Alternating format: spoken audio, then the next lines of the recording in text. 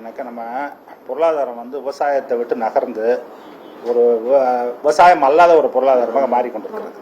அதுமாதிரி மாறும்போது என்ன ஆகுதுன்னா, கால மாற்றங்கள்னால ஏற்படக்கூடிய விவசாயத்தில் இருக்கக்கூடிய ஏற்ற இழக்கங்கள்லாம் இருக்குல்ல, அதில் நம்ம பொருளாதாரத்தை ரொம்ப பாதிக்காது. ஆனால் எது பாதிக்கும் அப்படின்னு கேட்டிங்கன்னா, நாட்டளவில் என்ன நடக்குதுங்கிறத விட சர்வதேச அளவில் என்ன நடக்குதுங்கிறது நம்ம பொருளாதாரத்தை பாதிக்கும். என்ன பாதிக்கும் அப்படின்னு கேட்டிங்கன்னா, இப்போது இந்தியாவிலே மிக அதிகமான அளவில் கார் உற்பத்தி பண்ணக்கூடிய மாநிலம் தமிழ்நாடு தான். அதனால ஏற்றுமதி ஆகும் நிறையா. அதே போல் டெக்ஸ்டைல்ஸ் உற்பத்தி பண்ணுறோம். அதே மாதிரி லெதர் எடுத்துக்கிட்டிங்கன்னா நம்ம தான் நிறைய பண்ணுறோம். ஆட்டோன்ஸில் எடுத்துக்கிட்டிங்கன்னா நம்ம தான் நிறைய பண்ணுறோம். நான் லெதர் ஃபுட்வேர் எடுத்திங்கன்னா நம்ம தான் நிறைய பண்ணுறோம். இந்த 5-6 துறைகள் தான் பெரிய அளவில் இந்தியாவிலே மிக முன்னாடி. எலக்ட்ரானிக்ஸ் இப்போ அது மாதிரி ஆகிட்டு இருக்கு. அது மாதிரி ஆகும் பொழுது இப்போ ரஷ்யாவுக்கும் உக்ரைனுக்கும் ஒரு பிரச்சனை அப்படின்னா சர்வதேச சந்தையை பாதிக்குது அப்படின்னு சொன்னோம்னாக்கா அது நம்மளையும் பாதிக்கும். இன்னைக்கு நாளைக்கு அமெரிக்கா ஒரு ட்ரேட் வார்னு இறங்குறாங்க அப்படின்னு சொன்னாக்கா அது நம்மளை பாதிக்கும். என்ன பாதிக்கும் அப்படின்னு கேட்டீங்கன்னா, சர்வதேச சந்தையை நிறைய அளவுக்கு நம்ம போய் பின்னி பிணைக்கப்பட்டிருக்கிறதுனால அந்த சர்வதேச சந்தை எப்படிலாம் பாதிக்கப்படுது அது நம்மளுடைய பாதிப்பு நம்மள்கிட்ட இருக்கும். நம்ம தொடர்ந்து வளர்வதற்கு காரணம் என்ன அப்படின்னு கேட்டீங்கன்னாக்கா, இந்த மாதிரி ஒரு தொழில்துறை வளர்ச்சி, சர்வீசஸ்ல வளர்ச்சி. சர்வீஸ் தான் இருக்கிறதுலே பெருசு, அதுக்கு அடுத்தது தொழில்துறை. அது ரெண்டா ஆயிடுச்சு. வேளாண்மை சின்ன துறையாக இருக்கிறது. அதுதான். அதே மாதிரி தனிநபர் வருமான வளர்ச்சி வளர்ந்துன்னு சொல்லியிருக்காங்க. அது எல்லாருமே தனிநபர் வருமான வளர்ச்சி இப்போ ஒரு காலத்துல இந்திய சராசரியை ஒட்டியே இருந்தது. அதுக்கு சமயத்துல கீழெல்லாம் கூட இருந்தது. இப்பொழுது எப்படின்னா கொஞ்சம் கொஞ்சமாக வளர்ந்து பெரிய பொருளாதாரம் மட்டுமல்ல,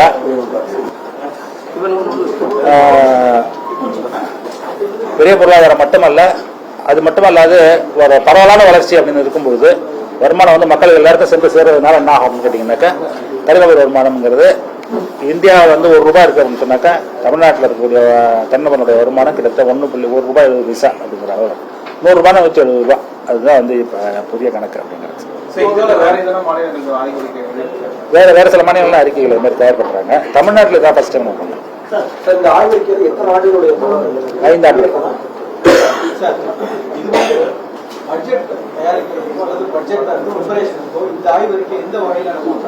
எப்படி பயன்படும் அப்படின்னு கேட்டீங்கன்னா, நாளைக்கு பட்ஜெட்ல பல திட்டங்கள் அறிவிக்கிறாங்கல்ல, அந்த திட்டங்கள் எப்படி அறிவிப்பாங்க அப்படின்னு நான் எதிர்பார்க்கறேன். எனக்கு தெரியாது அறிவிப்பாங்களா என்னன்ட்டு. ஆனா என்ன எதிர்பார்க்கறோம் கேட்டீங்கன்னா, இந்த ஆய்வறிக்கையினுடைய கடைசி பகுதி என்னவா இருக்கு அப்படின்னு கேட்டீங்கன்னாக்கா, ஒரு மீடியம் டேர்ம் அவுட்லுக்னு ஒன்று சொல்லியிருக்கோம். மீடியம் டேர்ம் அவுட்லுக்னா என்னக்கா, ஒரு சமீப காலத்துல என்னென்ன மாதிரி சிக்கல்களை இந்த பொருளாதாரம் எதிர்கொள்ள வாய்ப்பு இருக்கிறது. இப்போ எடுத்துக்காட்டா அப்படின்னு சொன்னோம்னாக்கா, காலநிலை மாற்றங்கள் வருதுன்னு வச்சுங்க.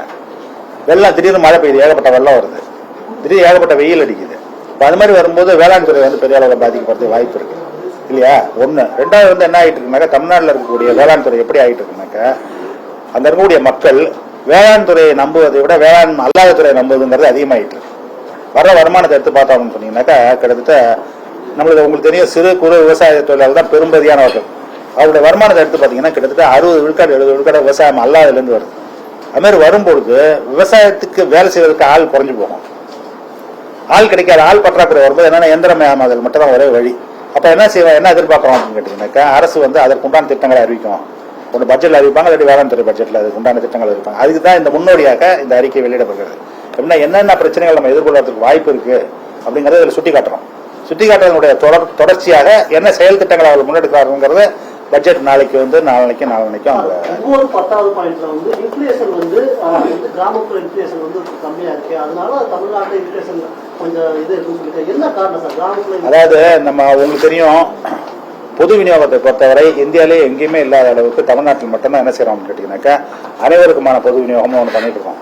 அது டார்கெட் பண்றது இல்லை நம்ம யாரையும், என்ன உங்களுக்கு தான் உங்களுக்கு இல்லை அப்படிங்கிறது ஒன்று.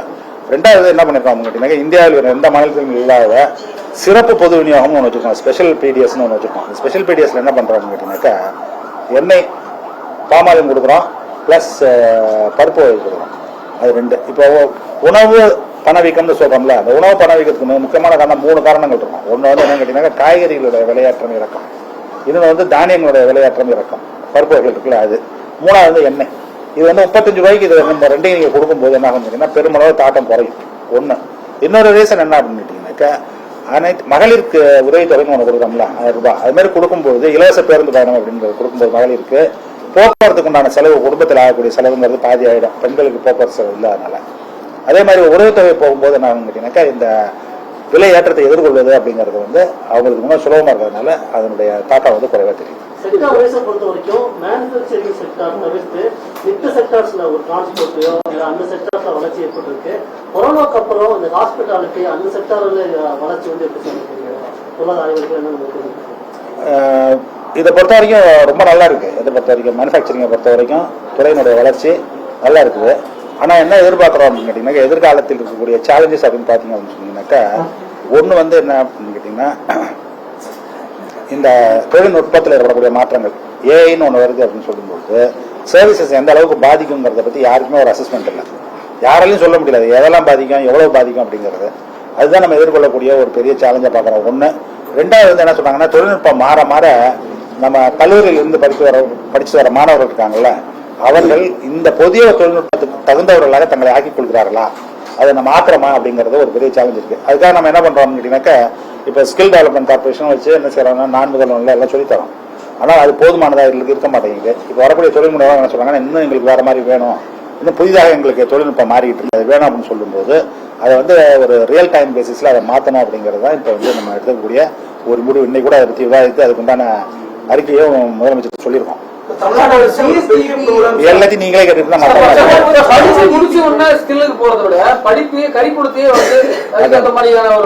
அதுவும் பண்ணிட்டு இருக்கோம். எப்படி பண்ணிட்டு இருக்கோம் கேட்டீங்கன்னாக்கா, அதாவது அதை எப்படி ஆரம்பிச்சிருக்கோம் நான் சொல்றேங்க. கல்லூரிகள் பல்கலைக்கழகங்கள் வரக்கூடிய தேர்வுகள் இருக்குல்ல, அந்த தேர்வுகளுக்கு என்ன மாதிரி வினாத்தாள்கள் தயாரிக்கப்படுறாங்கிறத பற்றி ஒரு ஆய்வு பண்ணும். அதாவது நீங்க எப்படி படிக்கிறீங்கிறத எது முடிவு பண்ணணும்னாக்கா, பரீட்சையை நோக்கி தான் படிப்பான் எல்லாரும். என்ன மாதிரி கேள்வி இருக்கிறான் அப்படிங்கிறத தெரிஞ்சிங்கன்னாக்கா அங்கே என்ன பாடம் கொடுக்குறாங்கிறத கண்டுபிடிச்சிக்கலாம். அப்போ என்ன மாதிரி கேள்விகள் அப்படின்னு பண்ணி பார்க்கும்போது அதுக்கு ஒரு மெத்தட் இருக்கு. என்ன மெத்தட் இருக்குனாக்கா, கேள்வி வந்து அவனை சிந்திக்க வைக்குதா அல்லது நினைவு கூட வைக்குதாங்க. நம்மள்ட்ட இருக்கிற வினாத்தாள்கள்லாம் எப்படி இருக்குனாக்கா, நினைவு கூட தான் இருக்க தவிர சிந்திக்கிறதா இல்லை. அப்போ என்ன சொல்லியிருக்கோம் அப்படின்னு கேட்டீங்கன்னாக்கா, அது ஒரு நாளில் மாற்ற முடியாது. அப்போ என்ன சொல்லியிருக்கோம், அந்த உயர்கல்வி மன்றம் இருக்குல்ல, அவங்கள்ட்ட என்ன சொல்லியிருக்கோம் அப்படின்னு கேட்டீங்கன்னாக்கா, நம்ம வந்து எப்படி பல்கலைக்கழகங்கள்ல கல்லூரிகளில் வினாத்தாள்கள் அமைக்கப்படுங்கிறத மாற்றணும் கொஞ்சம் கொஞ்சமா சொல்லி அதற்கான வேலைகள் நடைபெற்று. அதை மாற்றும் போது என்ன ஆகுனா, தானாவே சிலபஸும் மாறிடும். சிலபஸ் மாறினுச்சுன்னா என்ன ஆகுனா, எப்படி பாடம் நடத்துறாங்கிறது மாறும். அது எல்லாம் மாறிச்சுனாக்க அடுத்த 3 ஆண்டுகள்ல 4 ஆண்டுகள்ல இதற்குண்டான தேவை குறையும் அப்படின்னு நான் சொல்லும்போது, தொழில் முனைவர்கள் என்ன சொல்றாங்கன்னாக்கா, அப்படி இல்லை. எப்படி அப்படின்னு கேட்டீங்கன்னாக்கா, தொழில்நுட்பம் மாறுற வேகத்துக்கு அதை மாற்ற முடியாது நம்மளால. அப்போ என்ன செய்யணும் அப்படின்னு கேட்டீங்கன்னாக்கா, இந்த மாதிரி ஸ்கில்னு பண்றது இல்லை. அதுக்கு என்ன செய்வாங்க அப்படின்னு கேட்டீங்கன்னா, கல்லூரியிலிருந்து வரும்போது குயிக்கா ஒரு ப்ரோக்ராம் வச்சிருப்பாங்க. என்ன ப்ரோக்ராம் வச்சிருப்பாங்கன்னாக்கா, அந்த இண்டஸ்ட்ரிக்கு என்ன வேணுமோ அதுக்கு தகுந்த மாதிரி அது மாதிரி ஸ்கில் பண்ணி அந்த ஸ்கூல் வந்து நாங்கள் பண்ணணும் அப்படிங்கிறத அவர்கள் சொல்லிக்கக்கூடிய ஒரு பாயிண்ட். அது குறித்து இன்றைக்கு துணை முதலமைச்சர் வந்து எங்கள்கிட்ட சொல்லியிருக்காருன்னா, என்னக்கா அதை கொஞ்சம் விரிவாக பேசி என்ன செய்யணும்னு சொல்லுங்க, நம்ம அதை உடனே செய்வோம்.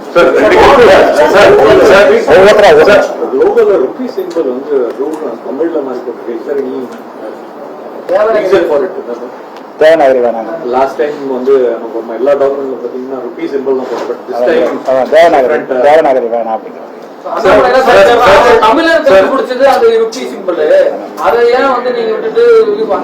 தமிழர் நிறைய தமிழர்கள் நிறைய விஷயங்கள் பண்ணிட்டு இருக்காங்க.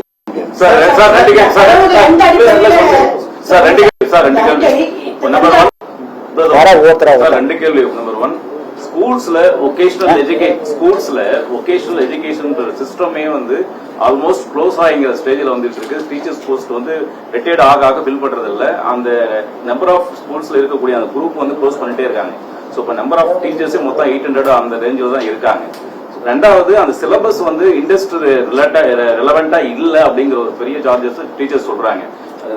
படிக்கிற கொஞ்சம் பேர் கூட அவங்க வந்து அப்ரெண்டிஸ் கூட எந்த இண்டஸ்ட்ரீஸும் எடுக்கிறது கிடையாது.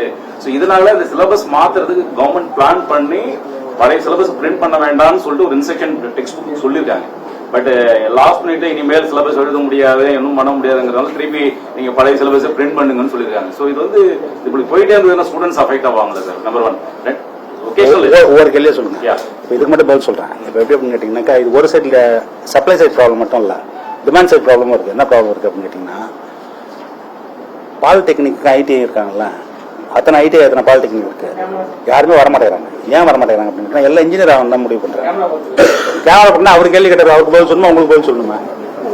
அவர் கேட்டவர் அவர் தானே பார்க்கணும். நான் அப்போ அவங்க வந்து என்ன செய்யறாங்க அப்படின்னு கேட்டீங்கன்னாக்கா, நாங்க அங்க போறோம் இங்க வரமாட்டேங்கிறோம். அதுதான் அது ஒரு பெரிய பிரச்சனை இருக்கு. ஒண்ணு. இன்னொரு பக்கம் என்ன அப்படின்னு கேட்டீங்கன்னாக்கா, இவங்க வந்து என்ன எதிர்பார்க்கறாங்க இண்டஸ்ட்ரியிலனாக்கா, இண்டஸ்ட்ரியில வந்து டெம்பரரி ஆட்கள் வச்சுக்கணும்னு எதிர்பார்க்கறாங்களே தவிர பர்மனன்ட் ஆட்கள் வச்சுக்கணும்னு எதிர்பார்க்க மாட்டேங்கிறாங்க. அப்ப அது மாதிரி இருக்கும்போது என்ன செய்யறாங்க, அப்ரெண்டிஸா வச்சுக்கிட்டு வேலையை ஓட்டுறதுங்கிற ஒரு பேட்டர்ன் இருக்கு. அதை நீங்க பாத்துருக்கீங்களா?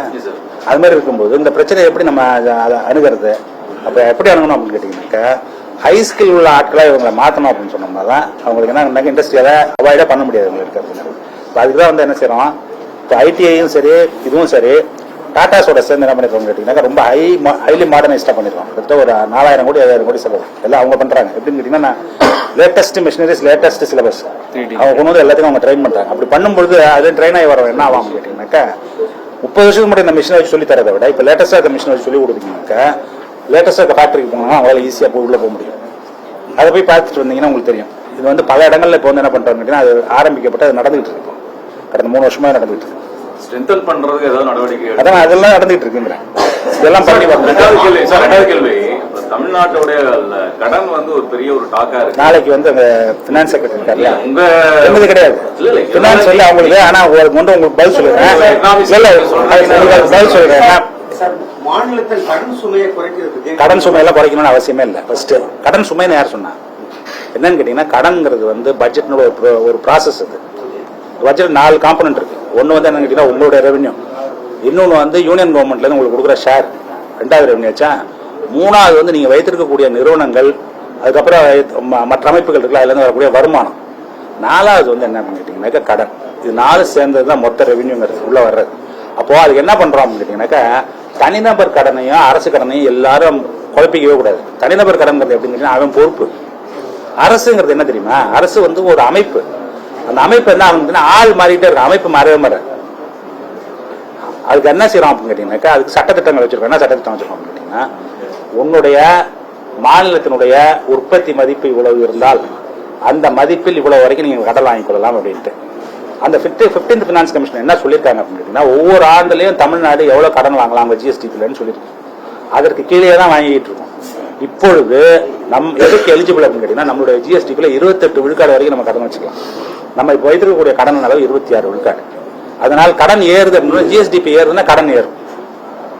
ஒண்ணு கடன் ஏன் வாங்க வேண்டிய அவசியம் வருகிறது அப்படின்னு சொன்னீங்க அப்படின்னு சொன்னாக்கா 2 விஷயத்தினால வருது. ஒண்ணு வந்து நம்மளுடைய செலவுகள் வந்து முதலீடுகளாக நம்ம பண்ணக்கூடிய செலவுகள். அப்ப பண்ணும்போது இப்போ மெட்ரோவுக்கு நம்ம போடுறோம் அப்படின்னு சொன்னோம்னாக்கா கடன் வாங்கி தான் பண்ண வேண்டியிருக்கும்.